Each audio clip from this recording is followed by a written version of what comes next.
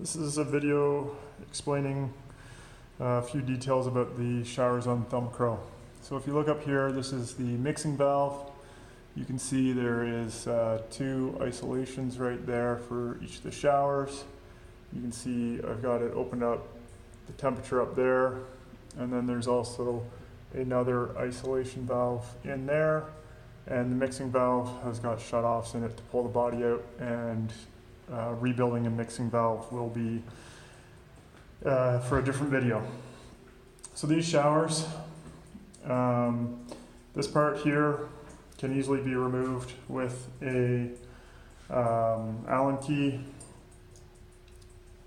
You need a 1/8 inch. You basically just spin that off. I've already got it half backed off. And then you basically just wiggle this and pull the body forward to remove the head. The reasons you would want to remove the head is to clean it up.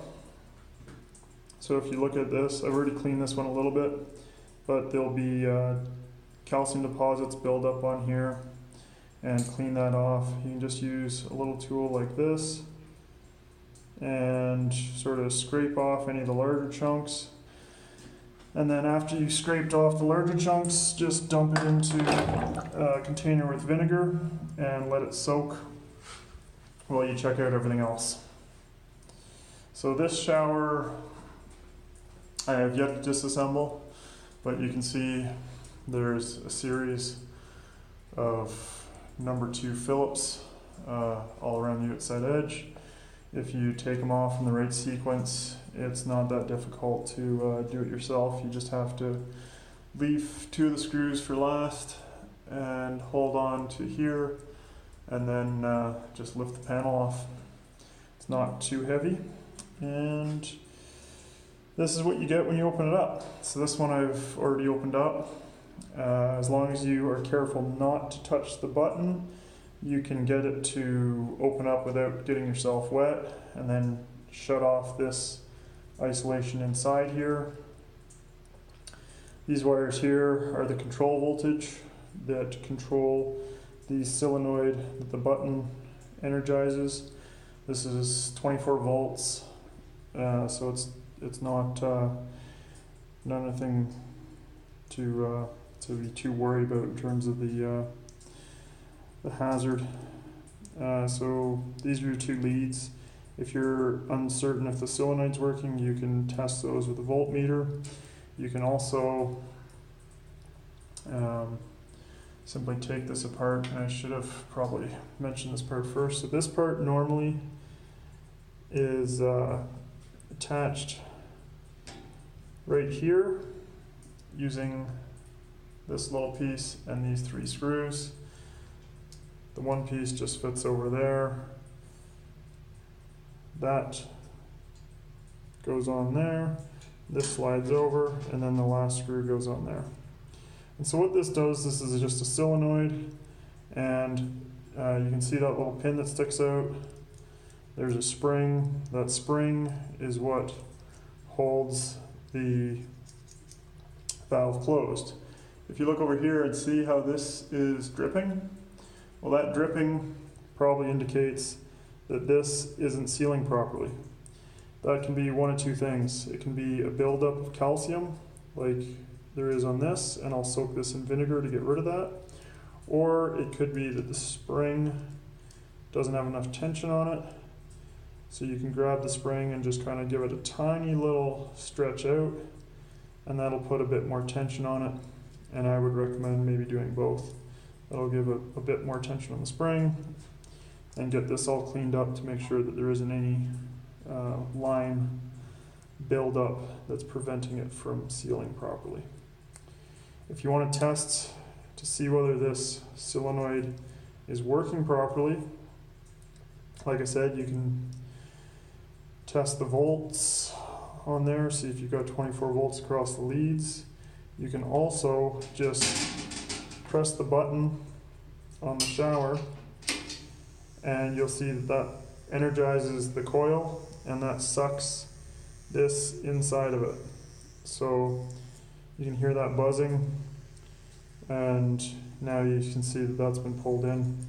That means it would have opened this up and allowed the water pressure to pass through. So that's going to run for a couple minutes now because that's how these are designed to work. And that just means that it's getting its voltage as it should. The voltage for these is coming from a transformer, and that transformer is up in the ceiling. You need a ladder to get to it, and you basically just have to follow the lines that go with the pipes. And you can find the transformer up there if you ever have any issues that aren't related to the solenoid or the back of the breaker. So the reasons why you would take this off, because this is something that you're going to clean up. So you just throw that in the vinegar as well, let it soak.